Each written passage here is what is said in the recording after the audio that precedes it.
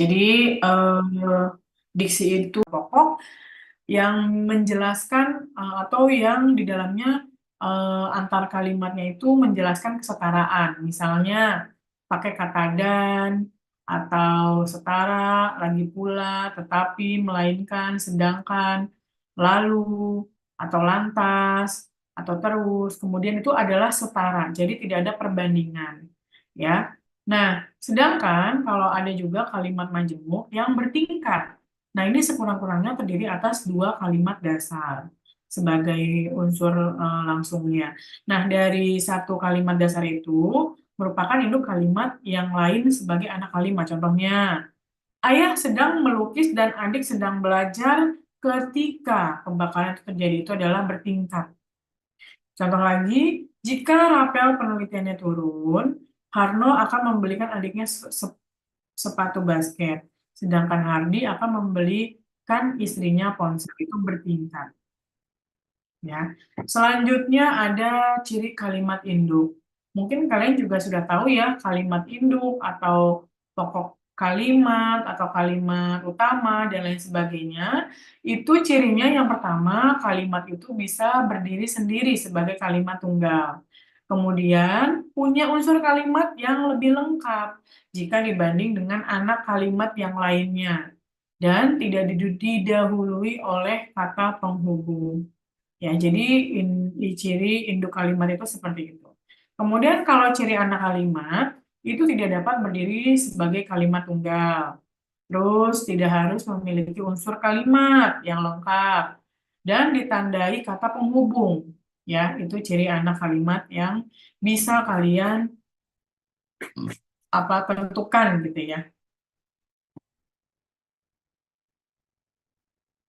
Oke, selanjutnya di dalam kalimat juga harus ada keefektifan, ya. Keefektifan di sini salah satu cirinya yaitu kalimatnya harus lugas, kemudian kalimatnya harus tepat, kemudian kalimatnya harus jelas, harus hemat, sejajar, dan logis, ya. Nah, kita lihat untuk kelugasan. Kelugasan di sini adalah kalimat efektif yang mensyaratkan ya, yang mensyaratkan bahwa informasi yang akan disampaikan dalam kalimat itu ialah kalimat pokok saja, ya. Yang penting-penting saja, tidak boleh berbelit-belit, tetapi disampaikan secara sederhana itu lugas, ya. Contohnya di sini yang kalimat yang kalimat yang belum lugas ya, contohnya berdasarkan penelitian yang dilakukan PT Grand Shoe Industri yang berdiri pada tanggal 23 Maret 1975 oleh Bapak Suwarno Martodiharjo yang berlokasi di Jalan Sosial nomor 4 Jakarta Barat. Nah, untuk menjadi lebih lugas, ada beberapa yang harus dihilangkan. Misalnya, ini contoh kalimat yang pertama. Berdasarkan penelitian, PT Grand Shoe didirikan oleh Bapak Suwarno. Nah, jadi yang dilakukannya yang dilakukan pada ini dihilangkan. Sehingga kalimat ini bisa menjadi lugas. Ya, jadi cukup pakai tanda koma, dikomakan di sini, ya. Atau misalnya, berdasarkan penelitian, PT Grand Shum Industri yang berlokasi di Jalan Sosial nomor 4 Jakarta Barat didirikan oleh Bapak Suwarno Martinijo pada tanggal 23 Maret 1975. Nah, itu merupakan contoh lagi atau kalimat-kelugasan opsional yang bisa kalian pakai. Selanjutnya masuk ke ketepatan. Ketepatan di sini adalah kalimat yang tepat, tidak akan menimbulkan multitafsir. Karena kalimat yang multitafsir pasti menimbulkan ketaksaan atau keambiguan. Ya, ketaksaan atau keambiguan atau ambiguity, yaitu maknanya bisa lebih dari satu, jadi harus tepat penggunaannya. Contoh di sini ada ada kalimat rumah seniman yang antik itu dijual dengan harga murah. Nah, Yang antik itu rumahnya atau senimannya, ya. Jadi bisa menggunakan opsi kalimat seperti ini. Rumah antik milik seniman itu dijual dengan harga murah. Atau seniman yang antik itu menjual rumahnya dengan harga murah. Atau seniman itu memiliki rumah yang antik yang akan dijual dengan harga murah. Jadi bisa jelas, tepat. Jadi tidak menimbulkan keambiguitasan. Selanjutnya ada kejelasan. Kejelasan di sini adalah kejelasan di sini merupakan kalimat efektif yang mensyaratkan bahwa kalimat itu harus jelas strukturnya dan lengkap unsur-unsurnya. Kalimat yang jelas strukturnya memudahkan orang memahami makna yang terkandung di dalamnya. Tetapi ketidakjelasan struktur bisa jadi menimbulkan kebingungan orang untuk memahami makna yang terkandung di dalamnya. Jadi harus jelas. Contohnya, kalau dahulu masa itu segera diatasi, maka pemerintah tidak akan repot seperti sekarang ini. Nah, bisa dilebih jelaskan lagi, yaitu kalau dahulu masalah itu segera diatasi, pemerintah tidak akan repot seperti sekarang ini. Ya, jadi apa namanya kata makanya itu bisa dihilangkan atau pemerintah tidak akan repot seperti sekarang ini kalau dahulu masalah itu segera diatasi, ya. Jadi bisa lebih jelas lagi. Selanjutnya kehematan. Kehematan di sini adalah kalimat efektif yang mensyaratkan bahwa informasi yang akan disampaikan dalam kalimat itu harus cermat, tidak boros, dan perlu kehati-hatian. Untuk itu perlu dihindari bentuk yang bersinonim. Ya, contohnya gaji karyawan yang telah diangkat oleh yayasan digaji berdasarkan perjanjian kerja yang telah ditandatangani sebelumnya. Nah, ini tuh kurang hemat. Yang hematnya itu seperti misalnya gaji karyawan yang telah diangkat oleh yayasan dibayarkan berdasarkan perjanjian kerja yang telah ditandatangani sebelumnya. Ya, itu bisa pakai kata itu atau karyawan yang telah diangkat oleh yayasan digaji berdasarkan perjanjian kerja yang telah ditandatangani sebelumnya. Ya, jadi bisa lebih hemat lagi kata-katanya. Selanjutnya kesejajaran. Kesejajaran adalah kalimat efektif yang mensyaratkan bahwa bentuk dan struktur yang digunakan dalam kalimat efektif harus paralel, sama, dan sederajat.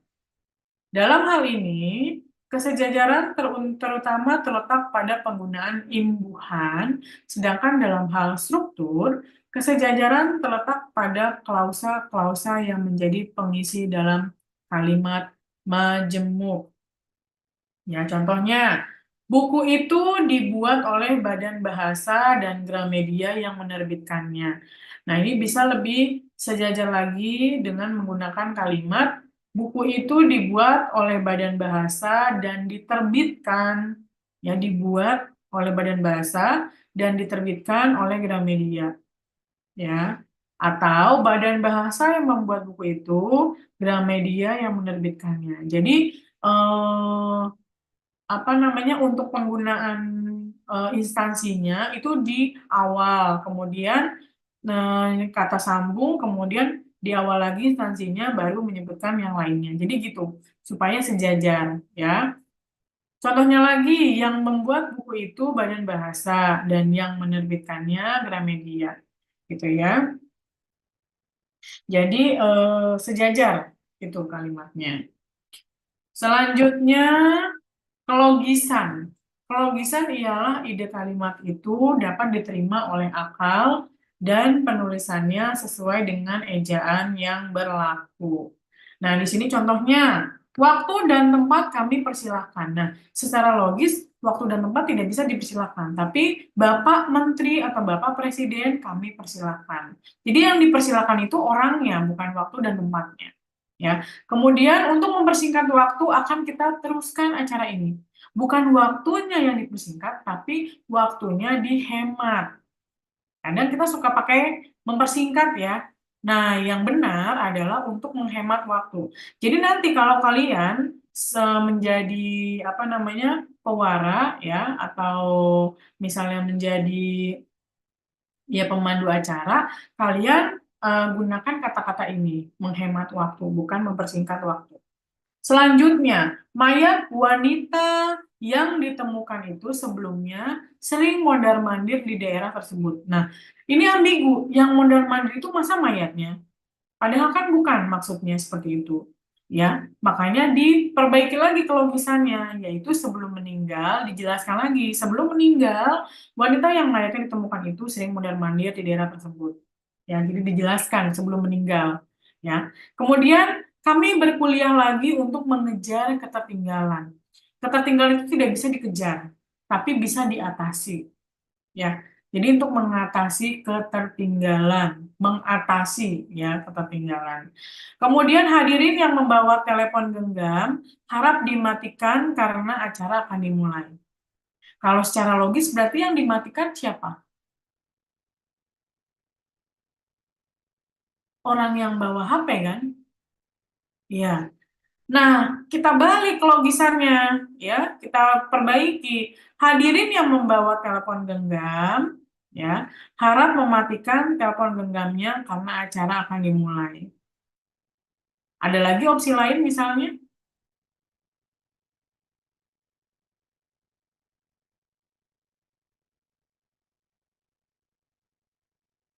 Misalnya apa? Kalau yang hadirin yang ini. Ada lagi nggak opsi yang lainnya yang sesuai logis?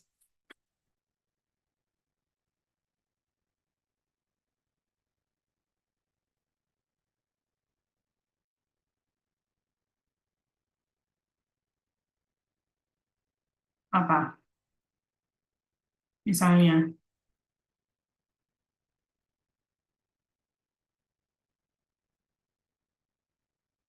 Misalnya apa? Ayo, ada yang Izin bisa? dulu. Apa? Oke. Hadirin yang membawa telepon, enggak. Nah, Hadirin yang hadirin diharapkan mematikan telepon genggamnya karena acara akan dimulai. oke. Gitu nih. Hadirin yang Hadirin harap mematikan telepon genggamnya karena ah, acara akan dimulai. oke, bisa ya, lebih simpel ya. Oke, lanjut. Orang yang membeli ayam harus diikat kakinya. Berarti yang diikat kalau secara logis siapa yang diikat ini? Orang yang beli ayam, bukan kaki ayamnya, ya. Tetapi kelogisannya harus diubah. Ayam yang dibeli seseorang harus diikat kakinya. Jadi yang diikat kakinya adalah kakinya si ayam, gitu ya.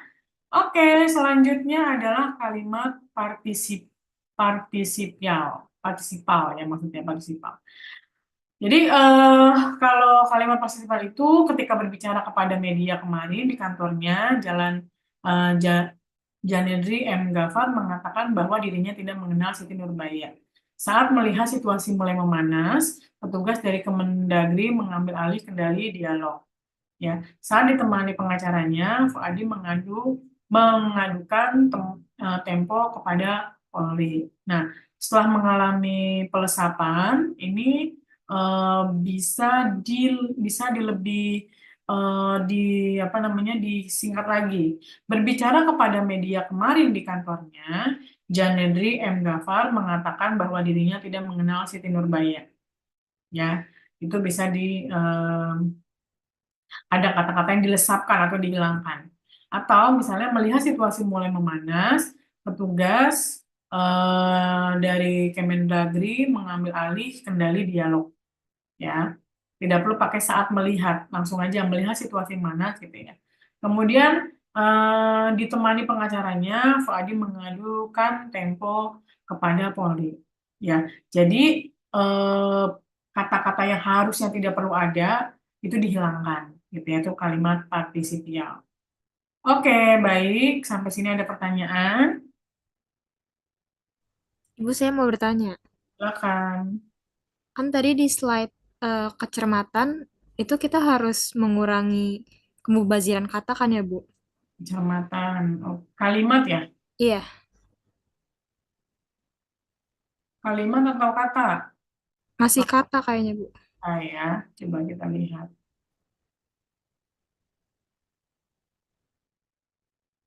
Nah, ini ya.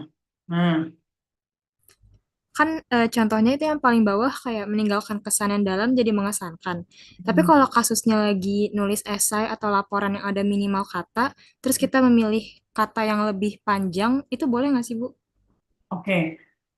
Ini kan sebenarnya untuk lebih kalimat yang lebih efektif ya. Maksudnya supaya bisa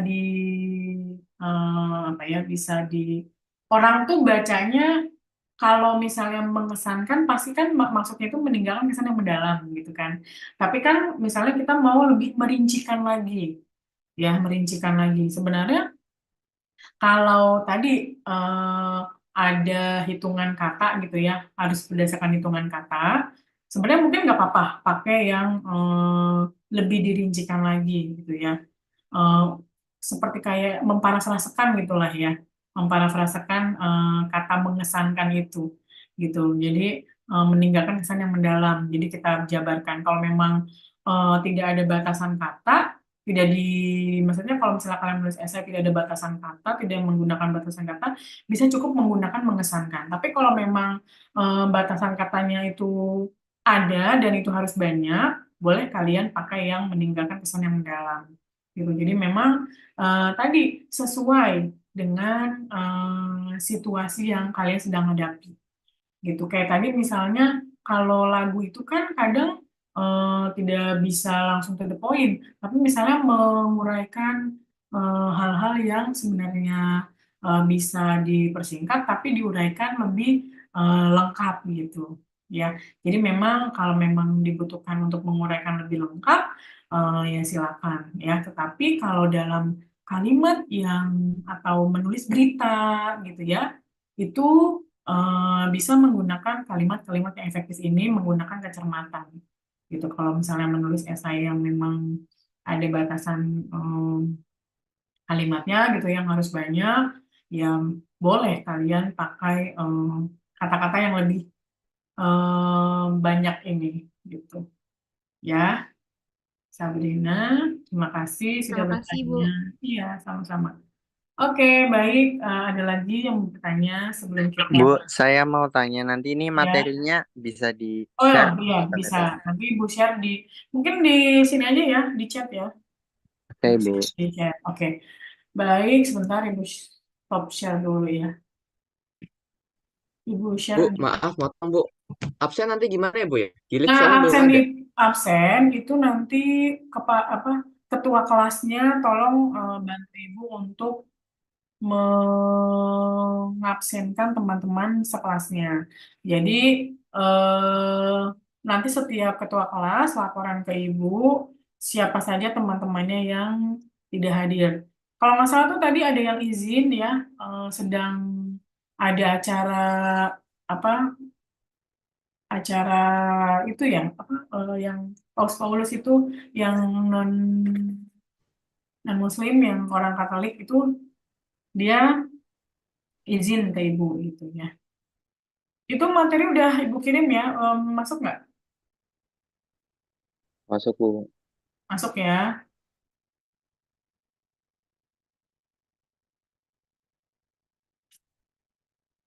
Nah, itu materi, sebenarnya ada lagi materi yang, tadi kan kata sama kalimat. Ada juga sebenarnya materi mengenai paragraf. Nanti materi paragraf mungkin Ibu kasih nanti ke ketua kelasnya, ketua kelas kalian, nanti ketua kelas tinggal sebarkan ke teman-temannya.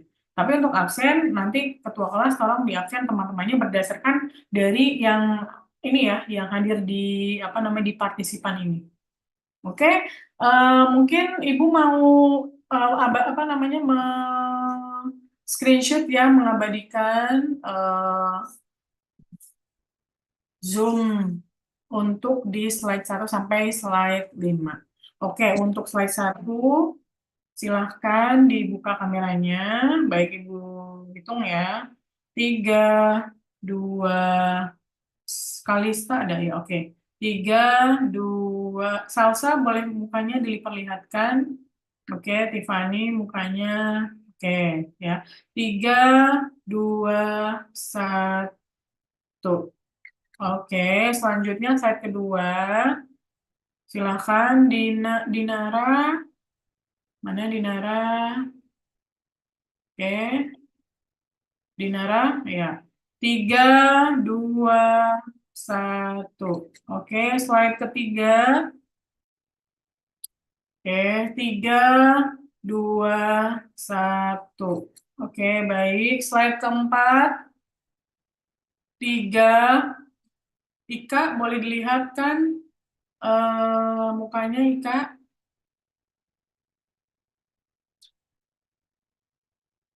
Ya, Ika, oke. 3, 2, 1. Oke, selanjutnya slide kelima.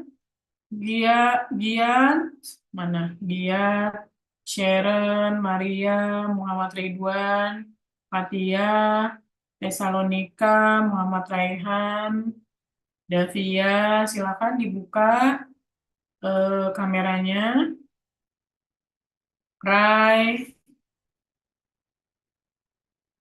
Raihan, mana Raihan? Tesalonika, ada? Ini orang-orangnya kemana ini? Ya, Muhammad Ridwan, Maria, Zafira, Fatia. Oke. Baik, Ibu screenshot 3, 2, 1. Oke, baik. Terima kasih sudah mengikuti perkuliahan ini. Ibu akhiri. Wassalamualaikum warahmatullahi wabarakatuh.